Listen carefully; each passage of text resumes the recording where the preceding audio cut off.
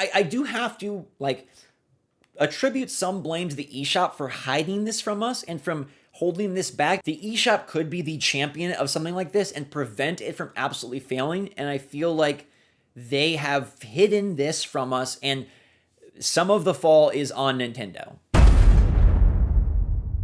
This might be the most confused I've ever been to start a video. And that's not hyperbole, I'm not joking. This topic today has blown my mind all week, and I really need to talk to you about it. I brought editor Gabe along for the ride, and we are going to dive into the weirdest eShop mystery in the entire Switch lifecycle. It's a travesty. It's a drama. It's a tragedy. It's all of those things combined, because one of the best games on the eShop is buried to a level that I've never seen for a 9 out of 10. So let me know in the comments down below if you've even heard of this game. I hope you have. And let us know what you think after you see the gameplay and hear what Gabe and I have to say. Yeah. Not only is it a 9 out of 10, Zach, it's a console exclusive for Nintendo Switch that was revealed during a Nintendo presentation. And since then, I feel like the ball has been dropped by somebody. I don't even know who to blame here. Guys, if this looks interesting to you in any single way, please buy and support this game. And then if you play it and you have fun with it, tell your mom about it. No, not your mom. Tell your cousin, your friends, someone. I mean, unless your mom's a real chatty Cathy, then tell her. Maybe she can go talk about it. Like tell a friend. I don't know. I have no idea why I said mom, Zach. Tell your friends about mom's it. On the mind, Gabe. Like, spread this, because the story's fun. The gameplay is even more fun. The feeling of being rewarded by getting that like platinum rank when you've been chasing it for like a good 10 minutes. The gameplay is it's perfect. Everything is just so immaculately crafted, and for it's to not get any love, it's one of the best Switch exclusives. Yeah. Of the last 6 years. I implore you, please check it out. We're talking about Neon White, and just to give you some data, okay? Neon White is currently not on the bestsellers sorted by all lists, not in the top 30, okay? Nowhere. To give you perspective, TMNT reached number 2 or 3. Well, it's currently number 1 for download only, but for all games, I believe it's number 2. Strikers is in the top spot. Neon White isn't even on the top 30, and on download only, Gabe, it's 16. That puts it below things like the first Shantae.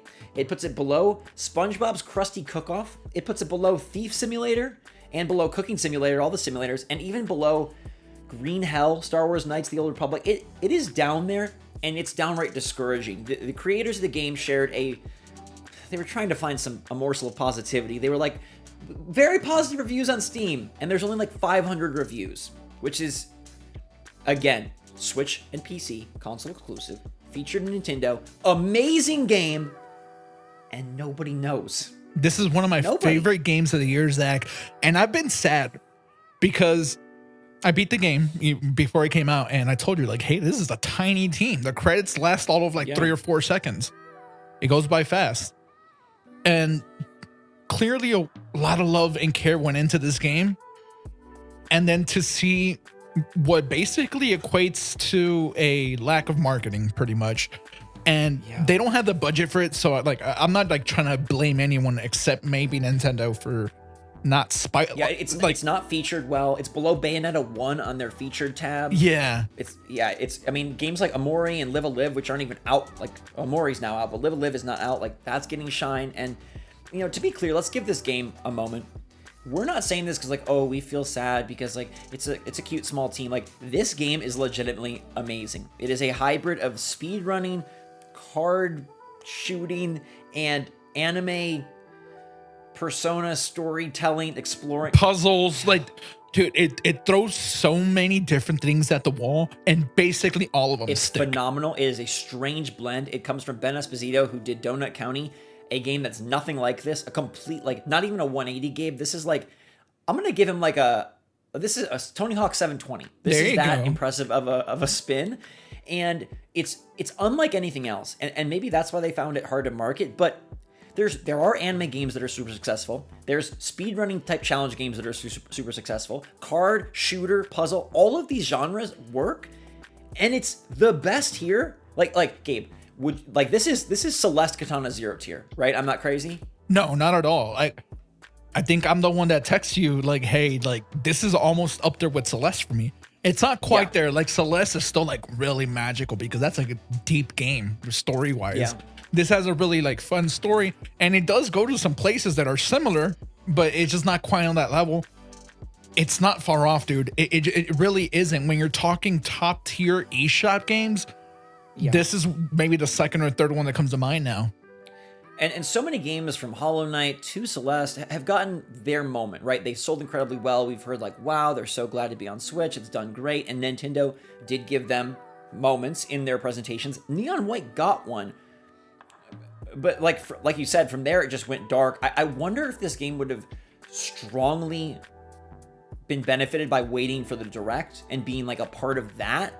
I don't know if that was ever an option, obviously, but it does seem like marketing is at an all-time zero for this game. And I wonder, do you think people, like, is there something about the game? Do people think it's too hard? Is it the $25 price point? It can't be the $25 price point because it took me over 13 hours to finish this. Turtles is a 2-hour game for all intents and purposes.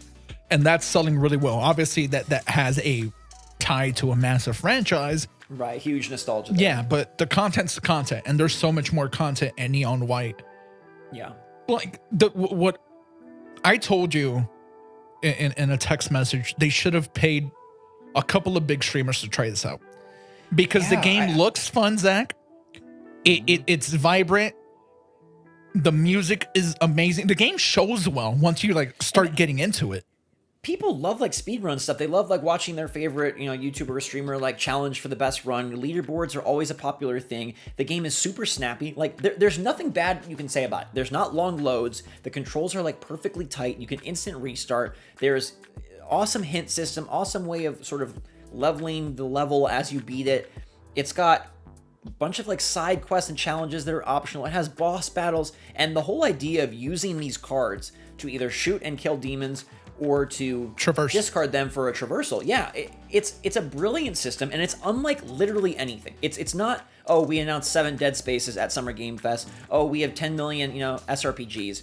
It's in its own lane. It's exclusive to Switch. This has to be the worst case scenario for Neon White, which is awful. This also made me question myself because a couple of weeks ago, outside of this, you and I had a separate conversation, and I said, make a great game and it'll sell. The game markets itself. Yeah. You remember that? Yeah. And this is an instant like slap at the face to me because that's the way I've always seen things. If a game comes out, no matter how low key it is, if the game's good, the press and the community will talk about it. It will get uplifted and people will try it. And it's not getting press. No one's talking about this. I think it was a horrible mistake to release the day of Fake E3. I think that's what it is. Yeah. You released the day of Fake E3 and the same day as Turtles. And Turtles is on Game Pass. Turtles has the fact that it is the TMNT game. It got overshadowed. And I don't think that press had the time or the energy to get into a game that's this deep the week of not E3. I feel like also outside of first party, press doesn't really like the Switch. Like I hear that. But it's on PC. It's on PC. It is, but I wonder if like, I don't know. I was listening to the Next Lander podcast, and they were saying they were provided Switch code. I asked specifically for Steam code so we could try it out there. We did play it on Switch and on Steam, and yes, it doesn't look as great on Switch, but it still works very well. And even on Steam, like we mentioned, it's not like, oh, the sales are killer on Steam and just low on Switch, but like you can't play this on Xbox. You can't play this on PlayStation. I think the conversation then shifts to, okay, they didn't have the marketing budget. It came out at a bad time. But as we've always said, Nintendo should take some pride in championing things that benefit them. Like this is a game they can use for their console. It's not, Overwatch 2 that's on everything, Sonic Origins that's on everything.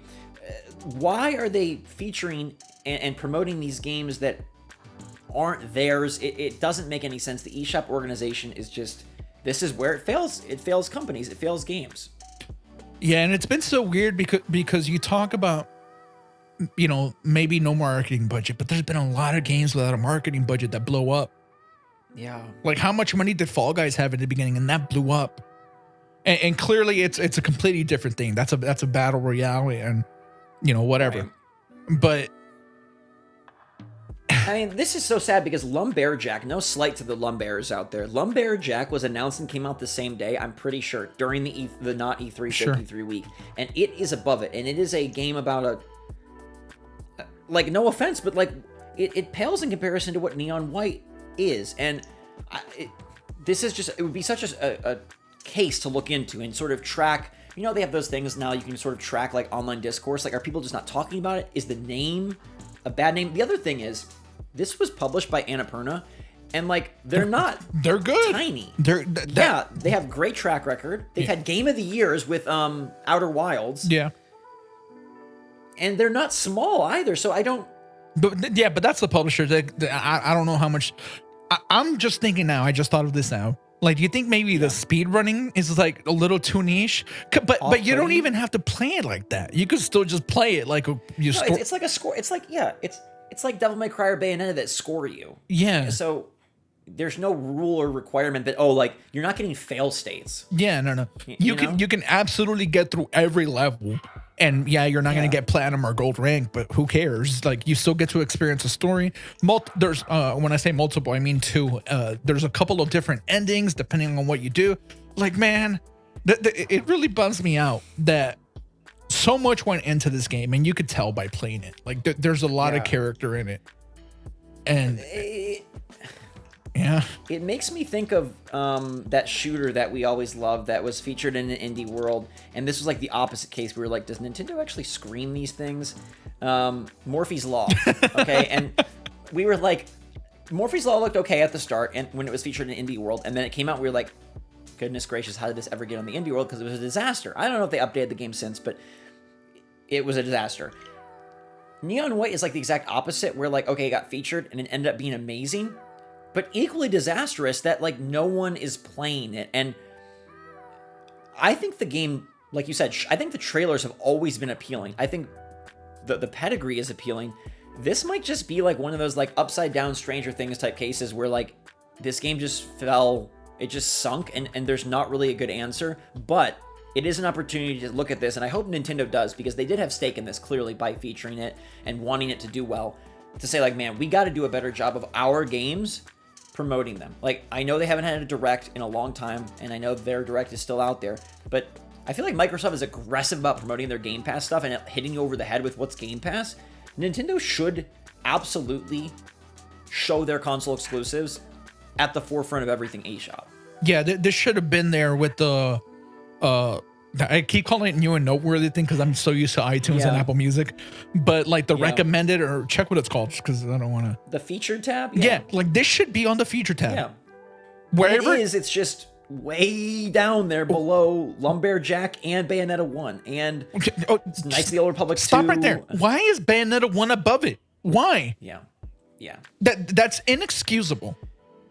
3, 4, 5, 6, 7, 8, 9, 10, 11, 12, 13, 14, 15, 16, 17, 18, 19, 20, 21, 22. There are 23 games advertised above Neon White on the featured tab. And I think besides Amori, none of them came out after it. Like, do you know what I'm saying? Like, these are all older. Man. It's not a good situation. And you know, if the makers of this game end up watching this somehow, you guys did a phenomenal job. You knocked it out of the park. Killed it. I can't imagine what it feels like to know, because like we always say, developers know, right? Like, they know when they have a bad game, they know when they have a good game. Maybe, you know, there's a little gray area, but like, I'm sure they know that they like crushed it. And the reviews, like, this is the last piece of the puzzle. The reviews are great. The Metacritic is nearly a 90. Yeah. So that's not like, it's not like, oh, this is just, when you were saying it's niche, like, a 90 is a 90. Like, I don't know. To me, only the speedrunning aspect. Like, I wonder if that's niche, because the anime stuff is fine. Like, the 11 sentinels, number sentinels, 12 sentinels. What's the game called? 13. Almost got it. You're close, man. One more try, you would have had it. 13 sentinels. Like, that's as niche gets, and that somehow like still did good.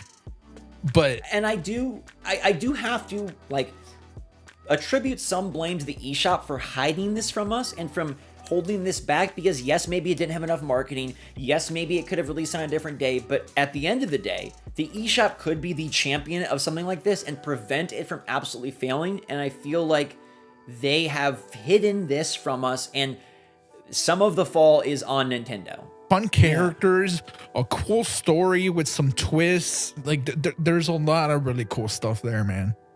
Please play Neon White. Please buy Neon White. Please, Annapurna, find a way to repackage this as a DLC Game of the Year version and get them some sales, because again, the team did phenomenal. The game is amazing, and the eShop is hiding it from you. So Gabe, we did our part here. Hopefully we can at least turn on a couple more people to this game. In the meantime, stay safe, stay healthy, stay happy, stay positive out there. Thank you so much for watching. Hit that like button if you enjoyed the video. And until next time, play Neon White. SwitchForce out.